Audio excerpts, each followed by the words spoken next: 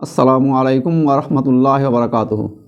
इन्नल हम्दुलिल्लाह वस्सलातु वस्सलामु अला मन ला नबिय्य बअदा व अला आलिहि व सहबिहि अजमाइन। औज़ु बिल्लाहि मिनश शैतानिर रजीम। बिस्मिल्लाहिर रहमानिर रहीम। फैजा जाअतित ताम्मतुल कुबरा यौमा यतज़क्करुल इंसानु मा शाअ वबुर्रिज़तिल जहीमु लिमन यरा फअम्मा मन तगा वअसरल हयातद दुनिया फइन्नल जहीम हियल मअवा फइन्नल जहीम हियल मअवा फइन्नल जहीम हियल मअवा वअम्मा मन खाफ मकाम रब्बिही वनहन नफ्स अनिल हवा वअम्मा मन खाफ मकाम रब्बिही वनहन नफ्स अनिल हवा फइन्नल जन्नता हियल मअवा फइन्नल जन्नता हियल मअवा यसअलूनका अनिस्साअति अय्याना मुरसाहा फीमा अंत मिन जिक्रहा इला रब्बिका मुंतहाहा इन्नमा अंत मुंजिरु मन यकशाहा कन्नहुम यौमा यरौनाहा लम यल्बसू इल्ला आशियातन औ दुहाहा। सदाकाल्लाहु आज़ीम। सम्मानित देश विदेशेर दर्शक श्रोता मंडली, যাবতীয় হামদ প্রশংসা মহান আল্লাহ রাব্বুল আলামিনের, যিনি আমাদেরকে ধারাবাহিক এই আলোচনায় অংশগ্রহণ করার সুযোগ দিয়েছেন। আল্লাহ রাব্বুল আলামিনের কাছে আমরা শুকরিয়া আদায় করছি। কোরআনের এই ধারাবাহিক আলোচনায় অংশগ্রহণ করার তৌফিক দিয়েছেন, আলহামদুলিল্লাহ। অথবা দরুদ ও সালাম, শান্তির ধারা বর্ষিত হোক শেষ নবী হযরত মুহাম্মদ মুস্তাফা সাল্লাল্লাহু আলাইহি সাল্লামের প্রতি, যার উম্মত হতে পেরে আমরা খুশি। আল্লাহুম্মা সাল্লি আলাইহি আল্লাহুম্মা বারিক আলাইহি। কোরআন মাজিদের ৭৯ নম্বর সূরা, সূরা আন-নাজিয়াত। আজকে ৩৪ থেকে ৪৬ এ কয়েকটি আয়াত আমি তেলাওয়াত করেছি এবং এই আয়াতকে সামনে রেখেই কিছু কথা আলোচনা করব। আমা তৌফিকি ইল্লা বিল্লাহ তাওয়াক্কালতু ইলাইহি উনীব। বিগত আয়াতগুলোতে এই সূরার ১ থেকে ৩২ পর্যন্ত যে আয়াত, ৩৩ পর্যন্ত যে আয়াতগুলো ইতিমধ্যে আলোচনা করা হয়েছে, সেখানে বিভিন্ন বিষয়কে সামনে রাখা হয়েছে। মানুষ যেন মৃত্যু পরবর্তী জীবনকে বুঝতে পারে, মানুষকে মৃত্যুর পরে আবার একটা জীবন আছে, সেই জীবনকে সে যেন বিশ্বাস করতে পারে, তার জন্য বিভিন্ন যুক্তি প্রকাশ করেছেন আল্লাহ রাব্বুল আলামিন। মানুষের জান কবজ করা থেকে শুরু করে যে সমস্ত ফেরেশতাগুলো মানুষ এই দুনিয়া আবাদ করার কাজে যুক্ত আছেন, সমস্ত ফেরেশতাদের শপথ করে বলা হয়েছে। বিভিন্ন ইতিহাস তুলে ধরা হয়েছে। মুসা আলাইহিস সালাম এবং ফেরাউনের ইতিহাস তুলে ধরা হয়েছে, যে যারা নবীর উপরে ঈমান নিয়ে আসেনি, আল্লাহর হুকুমকে মেনে নেয়নি, তাদের কি পরিণতি হয়েছে। হযরত মুহাম্মদ মুস্তাফা সাল্লাল্লাহু আলাইহি সাল্লামকে সান্ত্বনা দেওয়া হয়েছে যে যারা ঈমান না নিয়ে আসবে, তাদেরও পরিণতি সেই মুসার কওমের, যারা ঈমান নিয়ে আসেনি, ফেরাউনের, সেই পরিণতি আজও অপেক্ষা করছে। তারপরে আল্লাহ রাব্বুল আলামিন মানুষের অন্তরে বিশ্বাসকে দৃঢ় করার জন্য অনেকগুলো লজিক পেশ করেছেন, যুক্তি পেশ করেছেন। আল্লাহ রাব্বুল আলামিন বলেছেন যে আনতুম আবিস সামাউ বানাহা, এই মহাকাশ তৈরি করা বেশি কঠিন না মানুষকে তৈরি করা কঠিন। আনতুম খালকান আবিস সামাউ বানাহা। আল্লাহ রাব্বুল আলামিনের প্রশ্ন মানুষের সামনে রেখেছেন। ভূতত্ত্ব নিয়ে কথা বলেছেন, মহাকাশ নিয়ে কথা বলেছেন, পৃথিবীর আবর্তন, দিন রাতের আবর্তন এর নিয়ে আলোচনা করা হয়েছে। কিয়ামতের ময়দানে মহা ভয়ঙ্কর দৃশ্য সম্পর্কে আলোচনা করা হয়েছে। মানুষকে যে কিয়ামতের ময়দানে উঠতে হবে, তার অবস্থা কেমন হবে, সেদিন কেউ কারো সাহায্যকারী হবে না, কেউ কাউকে সহযোগিতা করবে না, ইত্যাদি প্রসঙ্গগুলো আলোচনা করা হয়েছে। তারপরে আজকে আল্লাহ রাব্বুল আলামিন এই সূরায় আলোচনা করছেন যে আল্লাহ রাব্বুল আলামিন এখানে 34 নম্বর আয়াতে আল্লাহ রাব্বুল আলামিন বলছেন যে ফায়জা জাআতিত তাম্মাতুল কুবরা, যখন মহাসংকট উপস্থিত হবে। এই মহাসংকটটা হচ্ছে মূলত সিংগাই ফুৎকার। যখন এই সিংগাই ফুৎকারটা, এখানে দ্বিতীয় সিংগাই ফুৎকার নিয়ে আলোচনা করা হয়েছে। কোরআন মাজিদে সূরা 39 নম্বর সূরা জুমারে আলোচনা করা হয়েছে অনুফিকা ফিস সূরে। এটা অনুফিকা ফিস সূরে, এই আয়াতের এই অংশতে প্রথম সিংগার কথা বলা হয়েছে। যখন প্রথম সিংগায় ফুৎকার দেওয়া হবে, সমস্ত কিছুর প্রলয় ঘটবে। তারপর সূরা জুমারেরই সেই একই আয়াতে শব্দটা এসছে নুকিফা ফিল উসরা, দ্বিতীয়বার ফুৎকার দেওয়া হবে, তখন সবকে ওঠানো হবে। এখানেও যে কথাটা আলোচনা করা হয়েছে সেই কথাটা হচ্ছে তাম্মাতুল কুবরা। তাম্মাতুল কুবরা, যখন এই মহাসংকট উপস্থিত হবে। এই তাম্মাতুল কুবরা বলতে বোঝানো হচ্ছে যে বিপদ সমস্ত কিছুর উপরে বিজয় লাভ করবে। অর্থাৎ এই দুনিয়াতে বিভিন্ন ক্যাটাগরির মানুষ আছে, ক্ষমতাবান মানুষ আছে, শাসক মানুষ আছে, সেনাবাহিনীর প্রধান আছে, লেফটেন্যান্ট জেনারেল থেকে শুরু করে এরকম ক্ষমতাধর মানুষ আছে, যারা সাধারণ মানুষের উপরে বিজয় লাভ করে থাকে। এই দুনিয়াতে বিভিন্ন রকমের প্রাণী আছে, বাঘ, সিংহ, গন্ডার ইত্যাদি ভয়ঙ্কর ভয়ঙ্কর প্রাণী আছে, যে প্রাণীগুলো থেকে মানুষ ভয়ে বেঁচে থাকার চেষ্টা করে। এই পৃথিবীতে সাগরে, মহাসাগরে বহু রকমের অদ্ভুত প্রাণী আছে, যে প্রাণীগুলো, যে জীবগুলো আল্লাহ রাব্বুল আলামিন তৈরি করে রেখেছেন। তো এই শক্তিশালী, বিরাট শক্তিশালী যে সমস্ত জন্তু, প্রাণী এই পৃথিবীতে আছে, যে সমস্ত মানুষগুলো মানুষের উপরে মহাশক্তিমান মনে করে, শক্তিশালী শক্তি দেখায়, সেই যত যা কিছু আছে সবার উপরে বিজয় লাভ করবে, অর্থাৎ সবার উপরে অবস্থান করবে এই মহাসংকট। অর্থাৎ মহাসংকটটা এমন একটা বিষয়, এমন একটা ঘটনা, যে ঘটনার কাছে পৃথিবীর অন্য কিছু তুচ্ছ। এরকম মহাসংকট, মহা ঘটনা সংঘটিত হবে।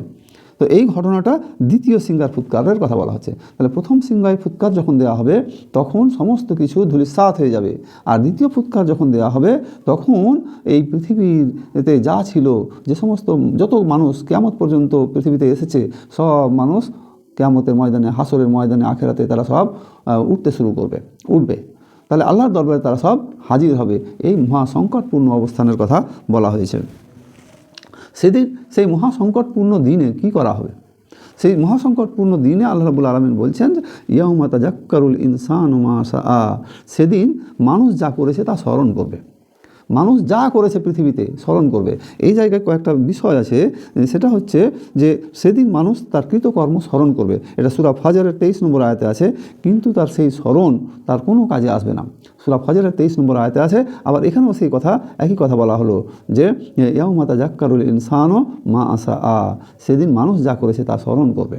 এই স্মরণ শক্তিটা দুনিয়াতে অনেক মানুষ স্মরণ শক্তির লোপ পেয়ে যায়, স্মরণ মনে থাকে না। আমরা ছোটোবেলায় কত কী করেছি সব কথা কি আর মনে আছে? কত বইপত্র ছোটোবেলায় পড়েছি, প্রাইমারিতে পড়েছি, হাই স্কুলে পড়েছি, সেই পড়াগুলো কি এখন আর মনে আছে? সবগুলো মনে নেই, অনেক কিছু আমরা ভুলে গেছি। তো দুনিয়ার বৈশিষ্ট্য হচ্ছে দুনিয়াতে মানুষ সব কিছু মনে রাখতে পারে না।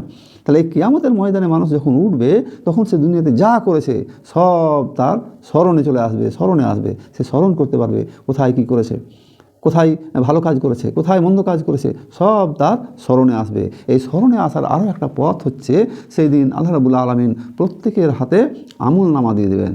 সামনের থেকে ডান হাতে নেককাররা পাবে, পেছন থেকে বাম হাতে বদকার পাপাচারী লোকেরা আমলনামা পাবে। এই আমলনামা রেকর্ড করে রেখেছে বিভিন্ন ফেরেশতাগণ, এবং সেইগুলো আল্লাহ রাব্বুল আলামিন সেদিন প্রকাশ করে দেবেন। সেই কথাটাও এখানে বলা হচ্ছে।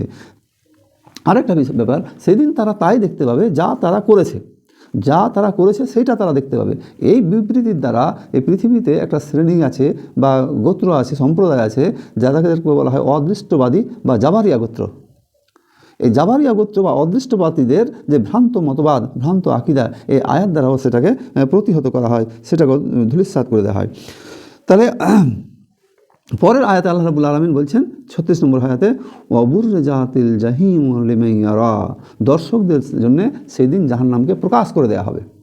এই প্রকাশ করাটা হচ্ছে এরকম প্রকাশ, কোনো একটা বস্তুকে ঢেকে রাখা হয়েছে, গোপন রাখা হয়েছে, এই গোপন বস্তুকে লোকেদের জন্য উন্মুক্ত করে দেওয়া, দেখার জন্য উন্মুক্ত করে দেওয়া হয়। অনেক সময় দেখা যায় যে দর্শনীয় স্থানগুলো বিশেষ বিশেষ দিনে সরকারের পক্ষ থেকে উন্মুক্ত করে দেওয়া হয়, স্বাধীনতা দিবসের দিনে বা অন্য কোনো বিশেষ দিনে উন্মুক্ত করে দেওয়া হয়। তাহলে এই জাহান্নামকে সেই দিন উন্মুক্ত করে দেওয়া হবে। এই উন্মুক্ত জাহান্নামকে দেখবে দুই শ্রেণীর মানুষ, মুমিনরাও দেখবে, কাফেররাও দেখবে। তবে দুইজনের দেখা দুই রকম হবে।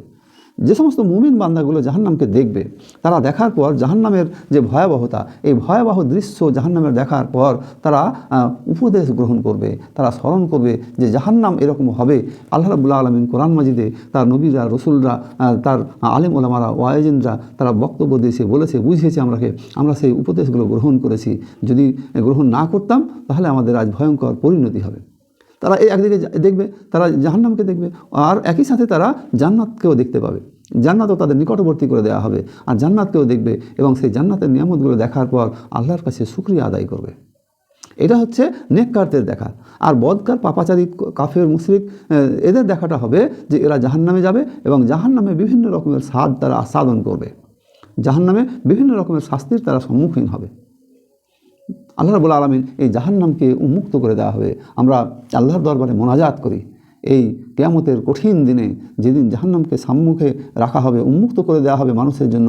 সেই দিন তুমি আমাদেরকে জাহান্নামের কঠিন বিপদ থেকে আমাদের রক্ষা করো, তোমার আরশের ছায়ার তলায় স্থান দিও, জান্নাতকে আমাদের কাছাকাছি করে দিও, অর্থাৎ আমরা যেন জান্নাতের কাছে অবস্থান করতে পারি এবং তোমার দয়ায় জান্নাতে আমরা যেতে পারি, সেই তৌফিক তুমি আমাদেরকে দান করো। আমি আলোচনা করছিলাম সূরা নাজিয়াতের 36 নম্বর আয়াত, যে অবুরজাতিল জাহিম লিমান ইয়ারা, দর্শকদের জন্য জাহান্নামকে সেদিন খুলে দেওয়া হবে। তারপরে আল্লাহ রাব্বুল আলামিন বলছেন ওয়াম্মা মান তাগা, অনন্তর সে যে সীমালঙ্ঘন করে। এই যে জাহান্নামকে খুলে দেওয়া হলো, এই জাহান্নামে কারা যাবে, তাদের বৈশিষ্ট্য কী হবে? এই বৈশিষ্ট্যটা হচ্ছে যারা সীমালঙ্ঘন করে। সীমালঙ্ঘন করা বলতে প্রথমত মুসা আলাইহিস সালামের আলোচনায় আমরা পেয়েছি যে ফেরাউন আল্লাহর সীমা লঙ্ঘন করেছিল। সীমা লঙ্ঘনটা কী পর্যায়ের ছিল? সীমা লঙ্ঘনটা ছিল এই পর্যায়ের যে ফেরাউন নিজেকে রব হিসাবে দাবি করেছিল। সর্বোচ্চ লেভেলের সীমা লঙ্ঘন করা।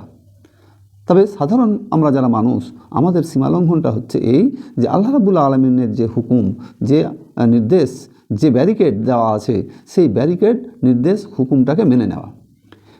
হুকুম না মেনে ক্রস করে যাওয়াটা হলো সীমালঙ্ঘন। যেমন মদ হারাম, তার মানে মদের কাছে কোনো ইমানদার মানুষ যাবে না, মদ খাবে না, মদের ব্যবসা করবে না।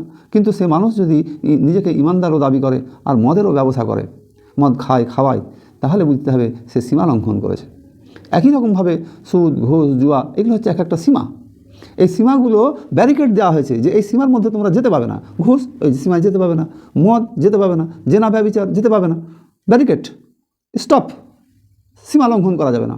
তাহলে এই যে সীমা লঙ্ঘন করা যাবে না, এই সীমা লঙ্ঘন না করাটাকে বলা হচ্ছে যে সমস্ত নির্দেশগুলো আল্লাহর পক্ষ থেকে, নবীর পক্ষ থেকে মানুষদের জন্য দেওয়া হয়েছে, এই নির্দেশগুলো অমান্য করা। যেখানে আদেশ করা হয়েছে করার, সেটা আর করবে, যেটাকে নিষেধ করা হয়েছে সেটা করবে না। এই আদেশ এবং নিষেধ মেনে নেওয়াটা হচ্ছে সীমার মধ্যে থাকা। আর আদেশ এবং নিষেধ না মেনে উল্টো কাজ করাটা হচ্ছে সীমা লঙ্ঘন করা।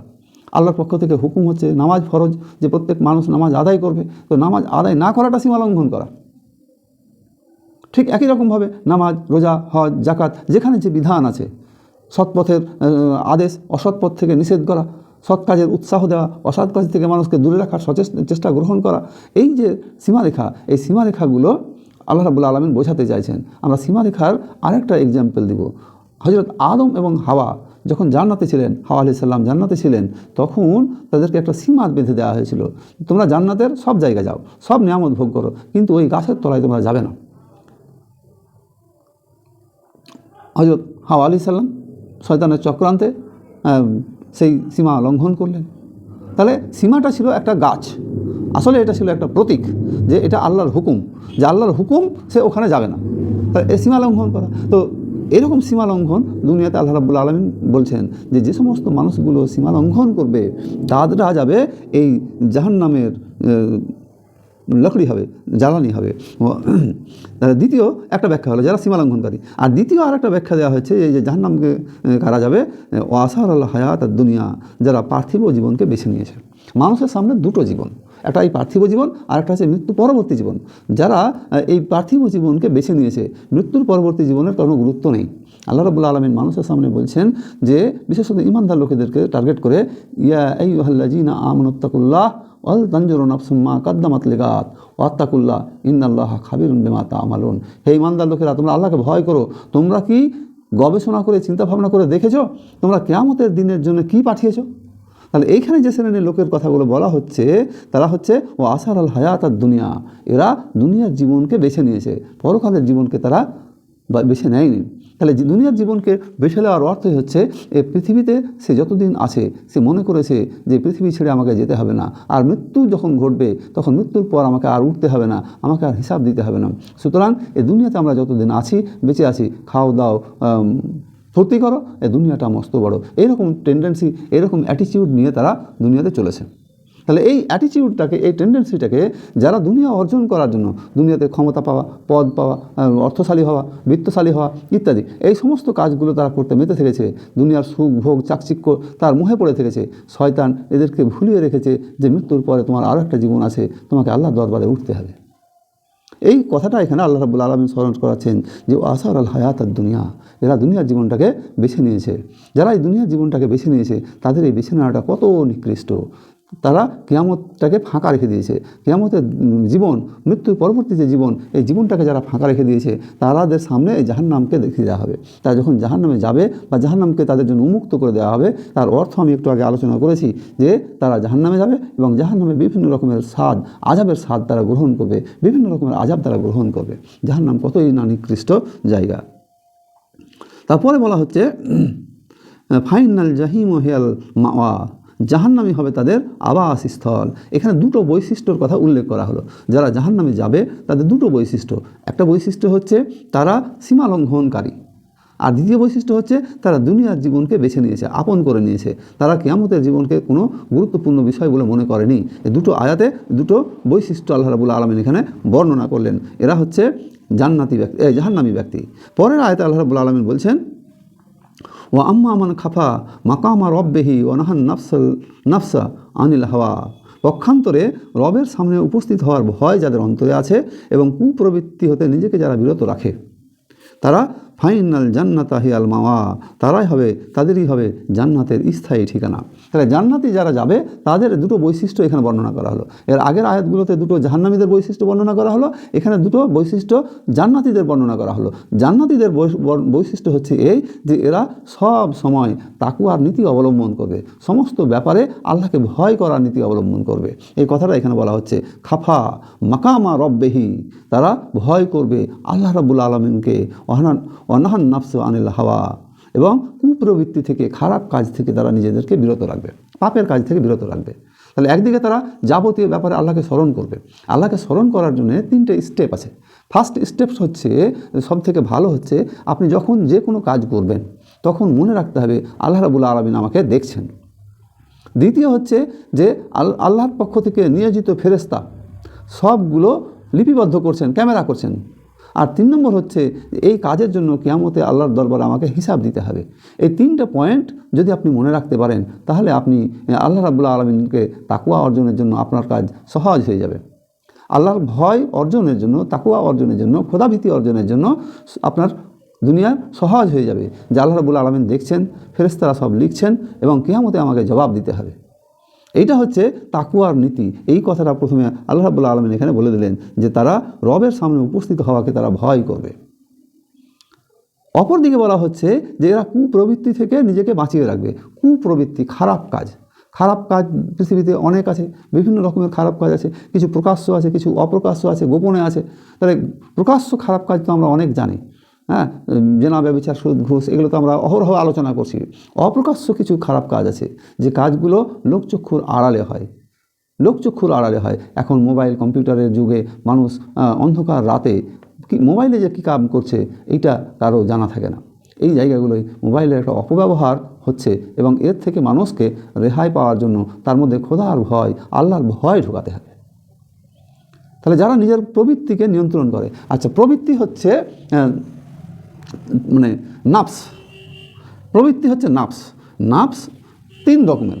একটা নাফস হচ্ছে, প্রবৃত্তি হচ্ছে নাফসে আম্মারা, যেটা সম্পর্কে সূরা ইউসুফ 10 নম্বর সূরায় আলোচনা করা, 12 নম্বর সূরার 53 নম্বর আয়াত সূরা ইউসুফে আলোচনা করা হয়েছে যে এই নাফস হচ্ছে নাফসে আম্মারা। এই নাফস মানুষকে সব সময় খারাপ কাজের দিকে প্রবুদ্ধ করে। সব সময় খারাপ কাজে, মানুষকে প্রলোভন দেওয়া থেকে শুরু করে যাবতীয় খারাপ কাজ হয় সেই কাজে উদ্বুদ্ধ করে। এটা হচ্ছে 1 নম্বর। 2 নম্বর, সূরা কিয়ামায় আলোচনা করা হয়েছে 75 নম্বর সূরার 1 ও 2 আয়াতে। প্রথম দুটো আয়াতে আলোচনা করা হয়েছে নাফসে লাওয়ামা। নাফসে লাওয়ামা, নাফসে লাওয়ামাটা হচ্ছে এরা হঠাৎ করে কখনো ভালো কাজ করে, আবার কখনো মন্দ কাজ করে। মন্দ কাজ যখন হয়ে যায় তখন তারা নিজেকে তিরস্কার করে। নাফসে লাওয়ামা, তিরস্কারকারী নাফস। তাহলে এরা ভালো কাজ করে, কখনো কখনো আবার মন্দ কাজ করে। এই শ্রেণীর মানুষ পৃথিবীতে অনেক আছে, বলা যায় বেশিরভাগ মানুষই এই শ্রেণীর। 3 নম্বর নাফস হচ্ছে নাফসে মুতমাইন্না। এই সম্পর্কে সূরা ফজরের 27 থেকে 30 নম্বর আয়াতে আলোচনা করা হয়েছে। ইয়া আইয়াতুহান নাফসুল মুতমাইন্না ইরজি ইলা রাব্বিকা রাজিয়াতাম মারজিয়া ফাদখুলি ফি ইবাদি ওয়াদখুলি জান্নাতি। হে প্রশান্ত চিত্ত আত্মা, ইয়া আইয়াতুহান নাফস মুতমাইন্না ইরজি ইলা রাব্বিকা রাজিয়াতাম মারজিয়া, তোমরা রবকে তোমরা সন্তুষ্ট করার চেষ্টা করেছিলে, আর রব খোদা আল্লাহ তোমাদের উপরে সন্তুষ্ট ভাজন। তোমরা রবকে সন্তুষ্ট করেছো, আর রব খোদাও তোমাদের উপরে সন্তোষজনক। তোমরা রবের সন্তোষ ভাজন বান্দা, তোমরা নেককার বান্দাদের সাথে মিলে যাও এবং আল্লাহর জান্নাতে চলে যাও। সন্তুষ্ট করো, সন্তুষ্ট এই জন্যে যে আল্লাহ রাব্বুল আলামিন যা দিয়েছেন তাতেই তারা সন্তুষ্ট থেকেছে, খুশি থেকেছে। আল্লাহ যা দিয়েছে তাতে খুশি থাকার জন্যে এই বান্দাগুলো আল্লাহর সন্তোষ ভাজন বান্দায় পরিণত হয়েছে। এই নাফসগুলোকে বলা হচ্ছে যে তোমরা নেককার বান্দাদের সাথে মিশে যাও, আল্লাহর জান্নাতে চলে যাও। তাহলে এখানে 3 প্রকার নাফস সম্পর্কে বলা হলো, আলোচনা করা হলো 3 জায়গা থেকে। আর এই আয়াতে যে নাহান নাফস আনিল হাওয়া, যারা নিজের নাফসকে প্রবৃত্তিকে নিয়ন্ত্রণে রাখে, অর্থাৎ আমাদেরকে তাহলে প্রথম টার্গেট রাখতে হবে নাফসে আম্মারা থেকে নিজেদেরকে রক্ষা করা, অর্থাৎ প্রবৃত্তি অনুযায়ী না চলা। শরীরের চাহিদা, মনের চাহিদা, মন যা চাই সেটাই আমরা করি, এটা হচ্ছে প্রবৃত্তি। শরীরের চাহিদা, পেটে ক্ষুধা লাগলে খেতে হবে, আর এই ক্ষুধা লাগলে খেতে হবে, এইটা হচ্ছে শরীরের চাহিদা। আর ইমানি চাহিদা হচ্ছে বা রুহের চাহিদা হচ্ছে এই খাবারটা হক না না হক, হালাল না হারাম, এইটা সে নির্ধারণ করবে। তাহলে রুহ এবং নাফস এই দুটোর মধ্যে সবসময় দ্বন্দ্ব চলতে থাকে। এই দ্বন্দ্বে রুহ সবসময় হক হালাল বৈধ দিক নির্দেশনা দেয়, আর এই নাফস কখনো বৈধ কখনো অবৈধ, এর নির্দিষ্ট কোনো থাকে না, থাকে না। তার যখন নির্দিষ্ট দিক না থাকার কারণে সে শয়তানের চক্করে পড়ে যায়, এবং শয়তানের চক্করে পড়ে গিয়ে এই নাফস মানুষকে প্রবৃত্তির দিকে, খারাপ কাজের দিকে ধাবিত করে। তাহলে দুটো সংগ্রাম হচ্ছে, একটা রুহের সাথে একটা নাফসের। এই লড়াইয়ে যদি রুহ জিতে যায়, নাফস হারে, তাহলে সে ভালো কাজে উদ্বুদ্ধ হবে, নেককার বান্দায় পরিণত হবে। যদি এরকম হয় নাফস পরাজিত হয়ে গেল, রুহ জিতে গেল, তাহলে সে বদকার পাপিষ্ট পাপাচারী বান্দায় পরিণত হবে, এবং তার মৃত্যু পরবর্তী জীবনে তার স্থান হবে জাহান্নাম। আমার শরীরের এই যে দুটো অংশ, একটা রুহ আর একটা নাফস, তাহলে দেহ, আমাকে এই জায়গাতে আমাদেরকে খুব সতর্ক হতে হবে যে আমরা কার চাহিদা পূরণ করব, শরীরের চাহিদা পূরণ করব না রুহের চাহিদা পূরণ করব। রুহ হচ্ছে বিবেক, রুহ হচ্ছে বিবেক, চিন্তা শক্তি যার মধ্যে আছে, এই চিন্তা শক্তিকে কাজে লাগাতে হবে। আমার ইনকাম করা দরকার আছে আমার পার্থিব জীবন পরিচালনার জন্য, আর রুহের ফায়সালা হচ্ছে ইনকাম তুমি করতে মানা নেই, কিন্তু হক পথে। এ হচ্ছে নাফস আর রুহের মধ্যে লড়াই, ঝগড়া, এই জায়গাটাই। তাহলে এই জায়গাতে যেন আমাদের রুহ সবসময় বিজয়ী লাভ হয়। তাহলে আমাদের টার্গেটটাই রাখতে হবে নাফসের প্রবৃত্তির অনুসরণ না করে, বরং রুহ বা আত্মা যেদিকে মানুষকে ডাকে, আহ্বান করে, সেই দিকে ধাবিত হওয়া, সেই পথটাকে বেছে নেওয়া। রুহ এসছে রুহের জগৎ থেকে, রুহের জগৎ হচ্ছে আলমে আরওয়া হচ্ছে জান্নাতের একটা টুকরা। সুতরাং রুহ সবসময় চায় সে জান্নাত থেকে এসেছে আবার জান্নাতে যেতে। আর এই যে আমাদের শরীর পরিপুষ্ট হয়েছে মাটি থেকে, সুলালাতে মিন তিন, মাটির নির্যাস থেকে। মাটির বৈশিষ্ট্য হচ্ছে ও মাটির সম্পর্কিত যাবতীয় উপাদান সব তার মধ্যে সে অ্যাডজাস্ট করে নেবে, সেটা হক হোক তাও না হোক তাও। এই জন্যে হালাল খেলেও মানুষের পেটে যায়, হারাম খেলেও মানুষের পেটে যায়, পেটে গিয়ে পরিপুষ্ট ঠিকই হয়। তাহলে যেহেতু খাবারের নিজস্ব কোনো নৈতিক সত্তা নেই, একটা ভাত, এর কোনো নিজস্ব নৈতিক সত্তা নেই, ভাতটা হালাল না হারাম, এই হালাল না হারাম এটা বাঁচার নৈতিক সত্তাটা হচ্ছে রুহের কাজ, দেহের কাজ নয়। এটা রুহের কাজ হচ্ছে নৈতিক সত্তাটাকে নির্দিষ্ট করে নেওয়া, রুহের কাজ। আর দেহের কাজ এখানে নৈতিক সত্তার নেই, তাকে যা দিবে সে সেটাই গ্রহণ করবে। এই হচ্ছে তফাতের জায়গাটা আমাদের মাথায় রাখতে হবে। এখানে আল্লাহ রাব্বুল আলামিন বলছেন যে তারা ফাইনাল জান্নাতা হিয়াল মাওয়া, জান্নাতই হবে তাদের স্থায়ী ঠিকানা। তাহলে যাদের এই দুটো বৈশিষ্ট্য থাকবে, একদিকে জাহান্নামীদের বৈশিষ্ট্য দুটো বর্ণনা করা হলো, আর এখানে জান্নাতীদের দুটো বৈশিষ্ট্য বর্ণনা করা হলো। দুটো বৈশিষ্ট্যের প্রথম বৈশিষ্ট্যটা হচ্ছে এরা সব কাজে আল্লাহকে ভয় করবে, আর দ্বিতীয় বৈশিষ্ট্য হচ্ছে যে নাফসের প্রবৃত্তি এরা করবে না, মন যা চায় তাই করবে না, বরং রূহ, আত্মা, বিবেক যেটা চায় সেই পথে সে আগাবে। রূহ এসছে জান্নাত থেকে, সুতরাং বিবেক চাইবে আবার জান্নাতে ফিরে যেতে, অর্থাৎ হক জান্নাতি উপাদান হচ্ছে কোরআন মাজিদ। জান্নাত কোরআন থেকে এসছে, জান্নাত থেকে কোরআন মাজিদ এসছে, লাউহে মাহফুজ থেকে। সুতরাং রূহের সঙ্গে কোরআন মাজিদের একটা সম্পর্ক সবসময় আছে। পরের আয়াতে আল্লাহ রাব্বুল আলামিন বলছেন যে কাফের মুশরিকরা আল্লাহ নবীকে জিজ্ঞাসা করতো, ইয়াস আলুনাকা আনিস সাআতি আইয়ানা মুরসাহা, তোমাকে তারা জিজ্ঞাসা করে কিয়ামত সম্পর্কে, যে ওটা কখন সংগঠিত হবে। তৎকালীন যুগের সময়ের জাহেলিয়াত পিরিয়ডের কাফের মুশরিকরা, কুরাইশরা জিজ্ঞাসা করতো আল্লাহ নবীকে যে কিয়ামতের ভয় তুমি আমাদেরকে দেখাও, সেই কিয়ামত কবে সংগঠিত হবে বলো। তখন আল্লাহ রাব্বুল আলামিনের পক্ষ থেকে নবী করিম সাল্লাল্লাহু আলাইহি সাল্লামের কাছে আয়াত নাজিল করে জানিয়ে দেওয়া হচ্ছে, যে জানানো হচ্ছে কি, যে এইটা কখন ঘটবে এই বিষয়ে জ্ঞান আমার নেই, বরং এই বিষয়ে জ্ঞান হচ্ছে, প্রকৃত জ্ঞান হচ্ছে আল্লাহ রাব্বুল আলামিনের, যিনি আমাদেরকে সৃষ্টি করেছেন। 5টা বিষয় সম্পর্কে আল্লাহ রাব্বুল আলামিন জ্ঞান মানুষকে দেননি। এই 5টা বিষয় সম্পর্কে জ্ঞান একমাত্র আল্লাহ রাব্বুল আলামিনের। সূরা লোকমানের 34 নম্বর আয়াতে আল্লাহ রাব্বুল আলামিন বর্ণনা করেছেন যে সূরা লোকমানের 34 নম্বর আয়াতে 5টা বিষয় উল্লেখ করা হয়েছে। তার মধ্যে একটা বিষয় হচ্ছে যে কিয়ামত কখন সংগঠিত হবে। যে আলোচনাটা এখানে করা হচ্ছে, যে তারা তোমাকে জিজ্ঞাসা করে কিয়ামত কখন সংগঠিত হবে এই সম্পর্কে। তাহলে এই সূরা লোকমানে আল্লাহ রাব্বুল আলামিন এই বিষয়ে আলোচনা করতে গিয়ে বলছেন যে 5টা বিষয়ে জ্ঞান আল্লাহ রাব্বুল আলামিনের। প্রথম বিষয়টা হচ্ছে কিয়ামত সম্পর্কিত। দ্বিতীয় হচ্ছে যে বৃষ্টিপাত কখন ঘটবে, বৃষ্টি বর্ষণ কখন হবে, কোথায় হবে, এই সম্পর্কে জ্ঞান কেবলমাত্র আল্লাহ রাব্বুল আলামিনের। 3 নম্বর হচ্ছে যে মায়ের জরায়ুতে কি আছে, সন্তান, পুত্র না কন্যা, এ বিষয়ে জ্ঞান আল্লাহ রাব্বুল আলামিনের। তারপরে হচ্ছে আগামীকাল কি ঘটবে সেই বিষয়ে জ্ঞান কেবলমাত্র আল্লাহ রাব্বুল আলামিনের। আর 5 নম্বর হচ্ছে মৃত্যু কখন সংগঠিত হবে, কে কখন মরবে, কোথায় মরবে, সেই বিষয়ে জ্ঞান কেবলমাত্র আল্লাহ রাব্বুল আলামিনের। কিয়ামত সম্পর্কিত আরও আলোচনায় একটা হাদিস বর্ণিত আছে, এটা মুসলিম শরীফে আছে হাদিসটি, এবং হাদিসে জিব্রিল নামে হাদিসটি পরিচিত।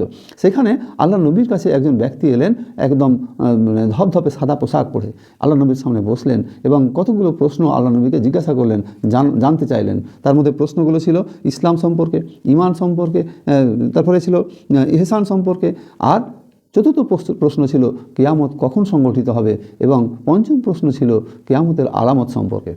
তো একটা করে প্রত্যেকটা জবাব দিলেন। যখন কিয়ামত কখন সংগঠিত হবে এই সম্পর্কে যখন জিজ্ঞাসা করা হলো, তখন আল্লাহ নবী বললেন যে এই বিষয়ে প্রশ্নকর্তার থেকে আমি বেশি জানি না। তার মানে এই বিষয়ে প্রকৃত জ্ঞান হচ্ছে আল্লাহ রাব্বুল আলামিনের, যে কিয়ামত কখন সংগঠিত হবে। সুতরাং এখানে বিব্রত হওয়ার কিছু নেই। তারা যে তোমাকে বিব্রত করার জন্য প্রশ্ন করছে, এই বিষয়ে তোমার বিব্রত হওয়ার কোনো বিষয় নেই, কোনো কারণ নেই। বরং ফিমা আনতা মিন যিকরিহা, এর সাথে আলোচনার সাথে তোমার কি সম্পর্ক? এই যে তারা জিজ্ঞাসা করছে, তার উত্তর দেওয়া, এটা নিয়ে আলোচনা করতে গিয়ে তোমার কোনো সম্পর্ক নেই, বরং তাদেরকে বলে দাও যে এ বিষয়ে আল্লাহ রাব্বুল আলামিন ভালো জানেন, এ বিষয়ের জ্ঞান আল্লাহ রাব্বুল আলামিনের আছে। ইলা রাব্বিকা মুনতাহাহা, এর উত্তম জ্ঞান আছে তোমার রবের নিকটে, আল্লাহ রাব্বুল আলামিনের নিকটে এর বিষয়ে উত্তম জ্ঞান আছে। ইন্নামা আনতা মুনজিরু মান ইয়াখশাহা, যে ওর ভয় রাখে, তুমি শুধু তারই সতর্ককারী। তাহলে যে কেবলমাত্র আল্লাহ রাব্বুল আলামিনকে ভয় করে, পরকালীন জীবনকে স্মরণ রাখে যে পরকাল একটা আছে, তাদের ক্ষেত্রেই কেবলমাত্র এই ভীতি প্রদর্শন, সতর্ক করা, এটা কাজে লাগবে তোমার। তো আল্লাহ রাব্বুল আলামিন এখানে পরোক্ষভাবে নবীকে বলছেন যে কে শুনলো কথা, কে শুনলো না, কে ঈমান আনলো, কে ঈমান আনলো না, এইটার জন্য তোমাকে পাকড়াও করা হবে না, বরং যে ঈমান আনলো না তার দায় তার জন্য আল্লাহ রাব্বুল আলামিন উপযুক্ত শাস্তির ব্যবস্থা রেখেছেন।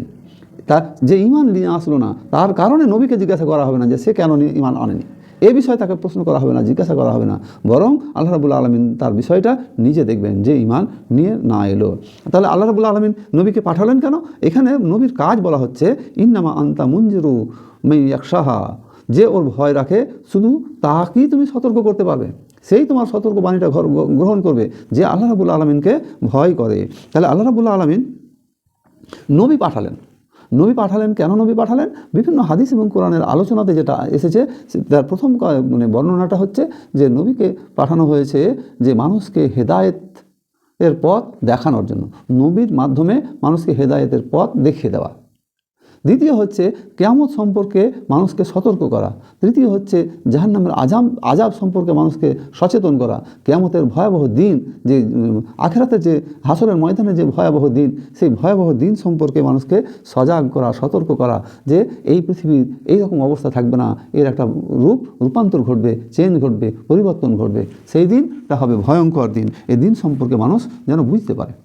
সূরা সাফে আল্লাহ রাব্বুল আলামিন আলোচনা করেছেন যে হুয়াল্লাযী আরসালা রাসূলহু বিল হুদা ওয়া দীনিল হক, আমি নবীকে পাঠিয়েছি সত্য দিন এবং হেদায়েত সহকারে। তার মানে নবী করিম সাল্লাল্লাহু আলাইহি সাল্লামের কাজ হচ্ছে আল্লাহ যে সত্য দিন দিয়েছেন, হেদায়েত দিয়েছেন, সেইটা মানুষের কাছে পৌঁছে দেওয়া। নবীর কাজ হচ্ছে মানুষকে সতর্ক করে দেওয়া। তাহলে এই সতর্ক করার কাজটা হচ্ছে আল্লাহ রাব্বুল আলামিন মুহাম্মদ সাল্লাল্লাহু আলাইহি সাল্লাম সহ উম্মতে মুহাম্মাদের উপরে দিলেন। যে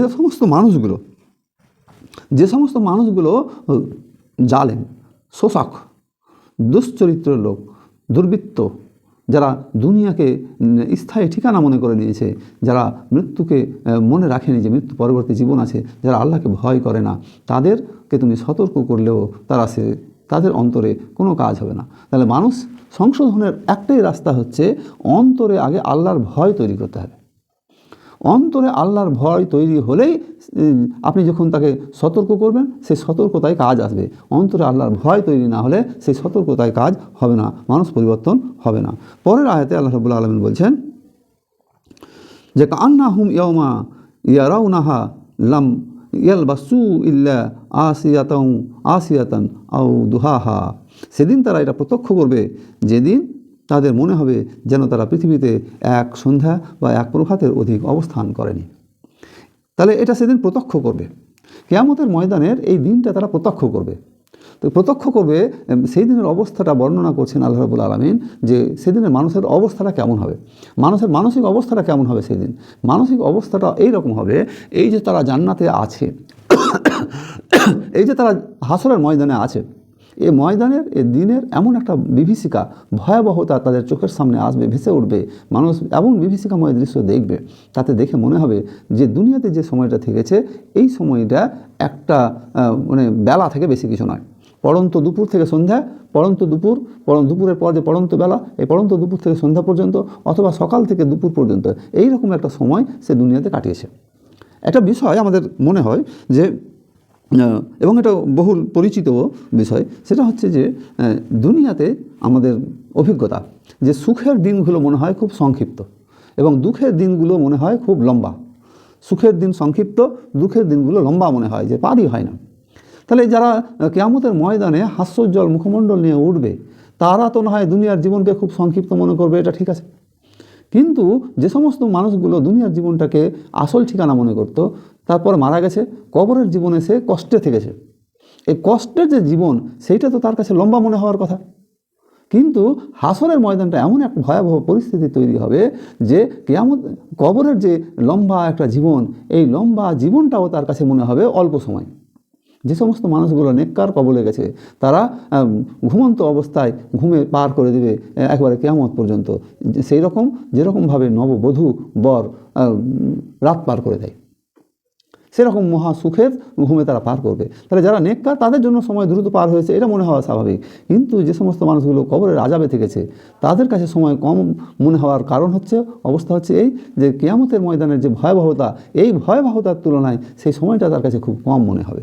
এই দিন সম্পর্কে আল্লাহ রাব্বুল আলামিন মানুষকে মনে করাচ্ছেন যে এটা একটা সকালবেলা পার করা বা সন্ধ্যাবেলা পার করার থেকে বেশি কিছু নয়।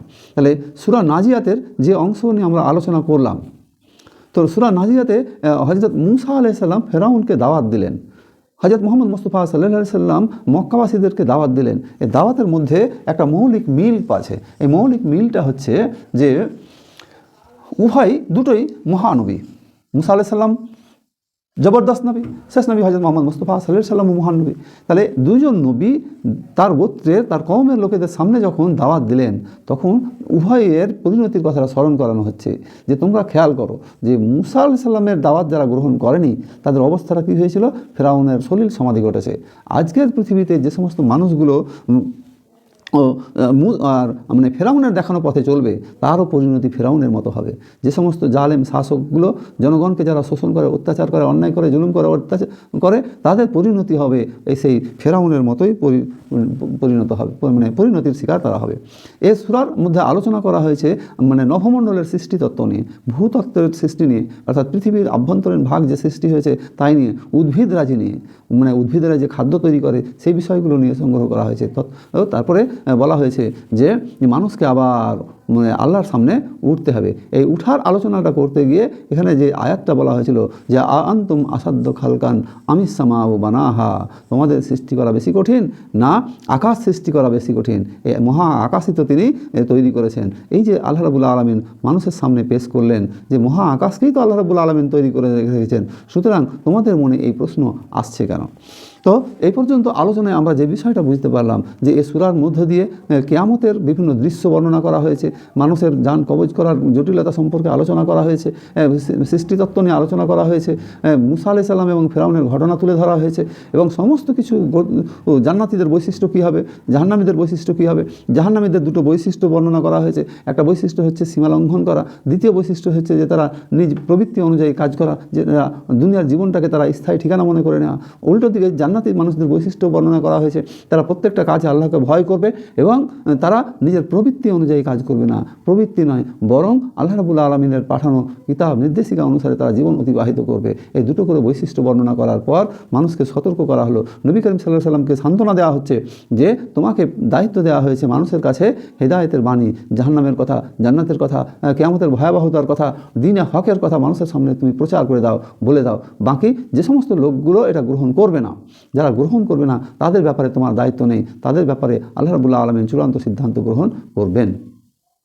আর সেই চূড়ান্ত সিদ্ধান্তের দিন, যে দিনটা কিয়ামত সংগঠিত হয়ে মানুষ আল্লাহর দরবারে উঠবে, সেই দিন মানুষের মানসিক অবস্থা হবে অত্যন্ত বিমর্ষ, এবং তারা যে কবরের জীবন পার করেছে, সে জান্নাতি হোক বা জাহান্নামী হোক না কেন, সেই সময়টা তাদের কাছে খুব অল্প সময় মনে হবে। অর্থাৎ আমরা এই মহাদিন, বিরাট অফুরন্ত সময়ের যে জীবন, এই অফুরন্ত সময়ের জীবনের তুলনায় এই ক্ষুদ্র দুনিয়ার জীবনের মায়া ত্যাগ করে যদি আমরা আখিরাতের কাজ বেশি করতে পারি, তাহলে আমরা মহা সুখে জান্নাতে অবস্থান করতে পারবো। আল্লাহ রাব্বুল আলামিন আমাদের দয়া করবেন, রহমত করবেন। উল্টো দিকে আমরা যদি এই অফুরন্ত দিনের কথা বাদ দিয়ে দুনিয়ার জীবনকে প্রাধান্য দিই, তাহলে আমাদের অবস্থা কঠিন হবে যেদিন আমাদেরকে জাহান্নামে দেওয়া হবে। তো আল্লাহ রাব্বুল আলামিনের কাছে মোনাজাত করি, দোয়া পেশ করি যে সেই ভয়াবহ কঠিন দিনে, যে দিনের আলোচনা বারবার কোরআন মাজিদে আলোচনা এসছে, আমাপাড়ায় এসছে, এই সূরাগুলো পর পর মৃত্যু পরবর্তী জীবন নিয়ে আলোচনা হচ্ছে। আল্লাহ রাব্বুল আলামিন এত বেশি আলোচনা করছেন যেখানে মানুষ যেন পরিবর্তন হতে পারে, মানুষ যেন ফিরে আসতে পারে। আল্লাহ রাব্বুল আলামিন আমাদের সবাইকে যেন সেই তৌফিক দান করেন, আমিন। আমরা আমাদের জীবনে ছোট বড়, সাগিরা কাবিরা, জাহেরা বাতেনা, জানা অজানা, প্রকাশ্য অপ্রকাশ্য হাজারো রকমের পাপ আমরা দুনিয়াতে করেছি, হয়তো আরও আগামীতে হয়ে যাবে। সেই পাপ সমূহ থেকে মহান আল্লাহর দরবারে আমরা ক্ষমা প্রার্থনা করি, নতমস্তকে আল্লাহর দরবারে স্বীকার করি যে হে মাবুদ, জানা অজানা যাবতীয় পাপ হয়েছে আমার সহ, আমার দর্শকবৃন্দ, শ্রোতা মণ্ডলী যারা যেখান থেকে শুনছেন, সকলের জীবনের গুনাহ খাতাকে মাফ করো। সকলের আত্মীয় স্বজন, বাপ মা, দাদা দাদি, নানা নানি, যে সমস্ত মানুষগুলো নীরব কবরে চলে গেছে মাওলা, তাদের কবরের জীবনকে সুখের জীবন করো, তাদের জীবনের গুনাহ খাতাকে মাফ করো। এবং আমরা কিয়ামতে যখন সমবেত হব, আল্লাহ রাব্বুল আলামিন বক্তা শ্রোতা সকলকে তুমি তোমার আরশের ছায়ার তলায় স্থান দিও, তোমার রহমত দিয়ে জান্নাতে যাওয়ার সুযোগ করে দিও, আমিন। ওয়া আখিরি দাওয়া আনিল হামদুলিল্লাহি রাব্বিল আলামিন। আসসালামু আলাইকুম ওয়া রাহমাতুল্লাহি ওয়া বারাকাতুহু।